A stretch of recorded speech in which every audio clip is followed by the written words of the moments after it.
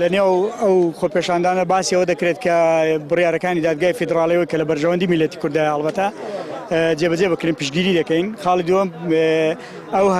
پرۆژەی هەژماری من ڕەت دەکەینەوە چونکە پێمانوە ئێستا هێزەکانی دەسەڵاتدار لە کوردستاندا تا ئێستا نەیانتوانیوە ینی جێ ئەو متمانەیە بن کە ئێمەی فەرمانبەران و مامۆستایان و چین و توێژەکانی کۆمەڵگا بەهی خۆمانی بزانین لەبەرەوە پێمانەوە لە بەرژەوەندیماندانە خۆشبەختانە هەمویان گوتیان کە ئێمە کۆدەنگ دەبین و بڕیار دەدەین کە بەشدار دەبین لە چالاکیەکانی دیکە و چالێکی دیکە ئەنجام دەدەین و هەر چالاکیەک کە بکرێت لە پێناو بەرژەوەندی چین و توێژەکانی کۆمەڵگای ئامادەبین بەشداری بکەین. بەڵێ ئێمە وەکو مامۆستایانی زانکۆ ڕاپەڕین گەربوونەوەی ئەوڕۆمان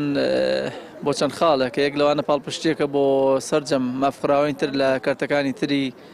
موچەخۆران بە تایبەتی چینی مامۆستایان بۆ پشتیوانێ لە خوێنکارە خۆشەویستەکانمان کە بڕیاری بایکۆتیان داوە بەهۆی ئەو وەزع و بارودۆخی کە دەسەڵات هێناوێتی بەسەر موچەخۆران و میلەت بەگشتیدا. خاڵێکی تر بابەتی پێنەدانی موچەیە کە وەکو دەبینن زیاد لە 50 ڕۆژە موچە تاخیر کراوە و هیچ بیانوەیەکیش نییە بۆ ئەو تاخیرکردنە زۆرە لە کاتێکدا کەومان دەزانین زیاد لە 2 هەفتەیە موچە هاتووە و گەیشتووە و گربوونەوەیەکمان کرد بە ئامانجی ئەوەی کەمە هەم پاڵپشتی دەربڕین بۆ ئەو جوڵە خۆپێشاندانی و ناڕەزێتەنی کە هەیە و ئێمەش وەکو مامۆستانی زانکۆ بتوانین لەمەوە دوات چالاکیمان هەبێ مەسەلەی بابەتی هەژماری من کە خەریکە دەسەپێنرێ بەسەر مامۆستان و فەرمانبەران و موچەخۆراندا ئێمە وا دەبینێت تا ئێستا